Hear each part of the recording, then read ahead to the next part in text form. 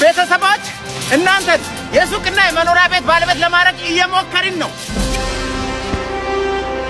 ቴምር ፕሮፐርቲስ ባለ 1 ባለ 2 ባለ 3 መኝታ እንዲሁም ደግሞ የንግድ ሱቆች ቴምር ፕሮፐርቲ 60 ካሬ ባለ 1 መኝታ ክፍል ጀምሮ በ1.4 ሚሊዮን ቅድመ ክፍያ የንግድ ሱቆችን ከ900 ሺህ ብር ቅድመ ክፍያ ጀምሮ ይሄ እኮ እድል ነው።